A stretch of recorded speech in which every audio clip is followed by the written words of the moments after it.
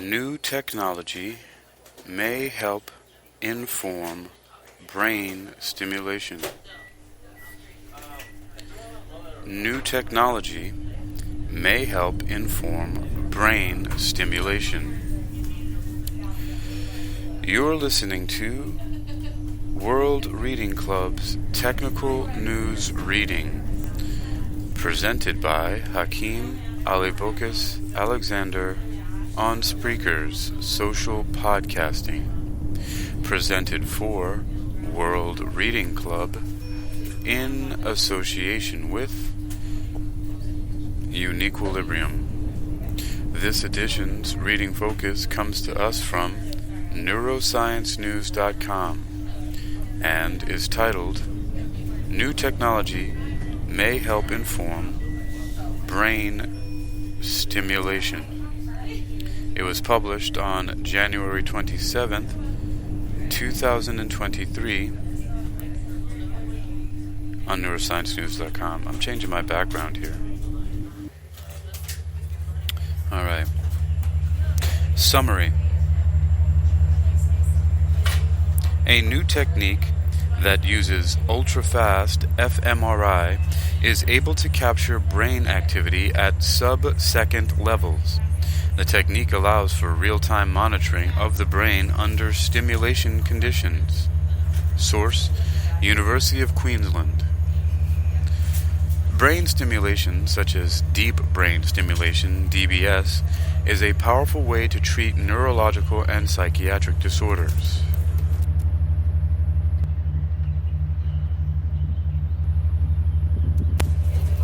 While it has provided therapeutic benefit for sufferers of Parkinson's, Alzheimer's, and addiction for more than a decade, its underlying neural mechanism is not yet fully understood. Researchers at the Queensland Brain Institute, QBI, are now one step closer to unraveling the mystery of brain activity to better understand this mechanism and potentially predict DBS outcomes. The brain is a highly complex network of circuits organized hierarchically with wide-ranging connections.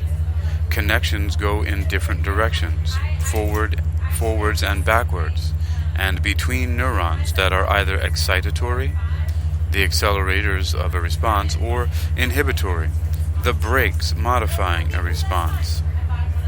Say you want to move your hand. Once that signal is initiated, we expect that the activity that follows on the brain's neural networks... Say you want to move your hand. Once that signal is initiated, we expect that the activity that follows depends on the brain's neural networks, Associate Professor Kai-Xiang Chuang said. What we don't fully understand is how or when these structural and functional components of the brain interact to eventually lead to the outcome of moving your hand. Functional MRI, fMRI, is the most popular technique used to study brain networks. fMRI tracks blood flow and oxygenation changes following neural activity, thereby indirectly measuring the functional connections being formed and giving us an indication of where brain activity is propagating. Brain activity, however, isn't as simple as a signal traveling from area to area. The team at the Chuang Laboratory have developed a new ultrafast fMRI technique with a vastly increased temporal resolution, enabling them to capture the dynamics of brain activity at a sub-second level. Associate Professor Chuang said the new technique had led to more comprehensive understanding of how and when the brain's structural and functional connections interact. The first new discovery we made is that activity not only propagates through structural wiring, but follows certain preferential circuits depending on their excitatory and inhibitory neuronal distribution, he said. Communication between brain regions of similar cell types becomes more fluent, and the brain activity stronger. Our first featured image here on neurosciencenews.com is of a looks like a digital recreation of the brain and has some areas lit up. It's red and with some blue air, mostly, so it's basically a gray brain, right? They're trying to simulate the gray brain. It looks very plasticky. It looks like a piece of Play-Doh.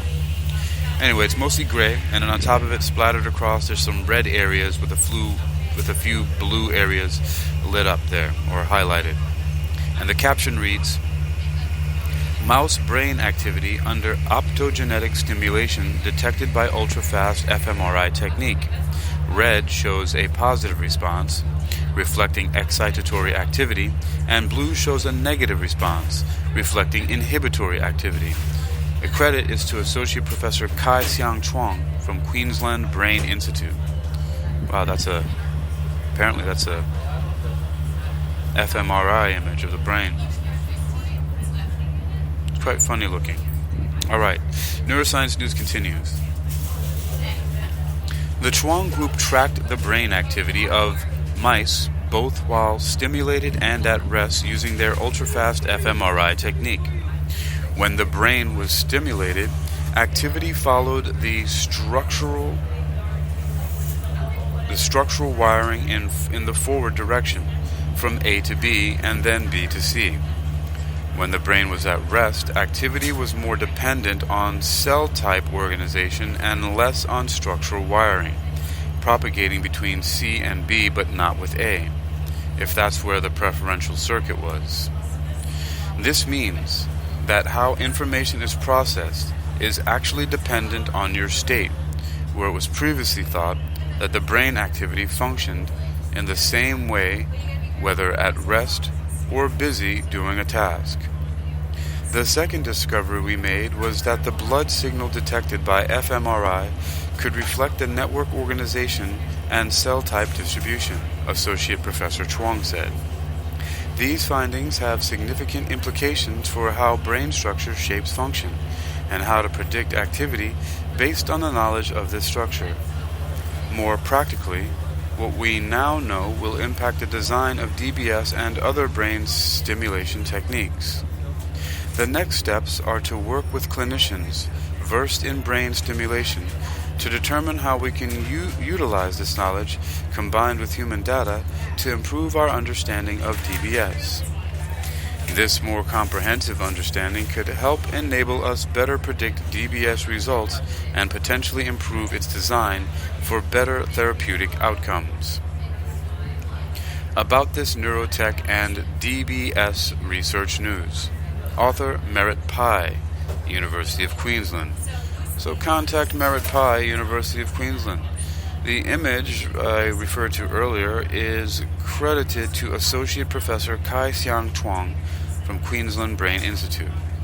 The original research is under closed access and is from a paper entitled Hemodynamic, Transient, and Functional Connectivity Follows Structural Connectivity and Cell Type Over the Brain Hierarchy by Kai Xiang Chuang, PNAS.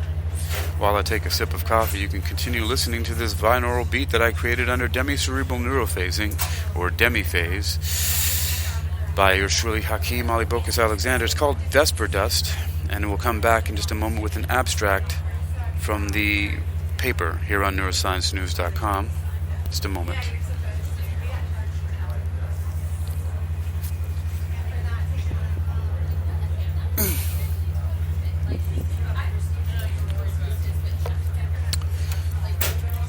Neurosciencenews.com continues with an abstract from the paper titled Hemodynamic, Transient, and Functional Connectivity Follow Structural Connectivity and Cell Type Over the Brain Hierarchy. The neural circuit of the brain is organized as a hierarchy of functional units with wide-ranging connections that support information flow and functional connectivity. Studies using MRI indicate a moderate coupling between structural and functional connectivity at the system level.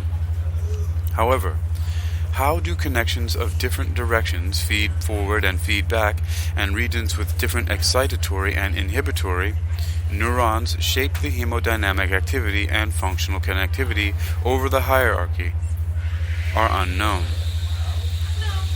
Here, We used functional MRI to detect optogenetic evoked and resting state activities over a somatosensory pathway in the mouse brain in relation to axonal projection and EI distribution. Remember, EI is excitatory inhibitory. So, axonal projection and excitatory inhibitory distribution. Using a highly sensitive, ultrafast imaging, we identified extensive activation in regions up to the third order of axonal projections following optogenetic excitation of the ventral posterior-medial nucleus of the thalamus. The evoked response and functional connectivity correlated with feed-forward projections more than feedback projections and weakened with the hierarchy. The hemodynamic response inhibited regional and hierarchical differences, with slower and more variable responses in high-order areas and bipolar responses predominantly in the contralateral cortex. Electrophysiological recordings suggest that these reflect differences in neural activity rather than neurovascular coupling. Importantly, the positive and negative parts of the hemodynamic response correlated with excitatory inhibitory neuronal densities, respectively. Furthermore, resting state functional connectivity was more associated with excitatory inhibitory distribution, whereas stimulus-evoked effective connectivity followed structural wiring. These findings indicate that structure-function relationship is projection, cell type, and hierarchy dependent. Hemodynamic transients could reflect EI activity and the increased complexity of hierarchical processing. You've been listening to World Reading Club's Technical News Reading, presented by Hakeem Alibokis Alexander on Spreaker, social podcasting, presented for World Reading Club in association with Uniquilibrium. This edition's reading focus has come to us from neurosciencenews.com and is titled New Technology May Help Inform Brain Stimulation. It was published on January 27, 2023. You can read this Neuroscience News articles and others like it by visiting neurosciencenews.com. That's neurosciencenews.com. That's neurosciencenews.com. Enjoying this Vesper Dust binaural beat? Well, keep giving it a listen.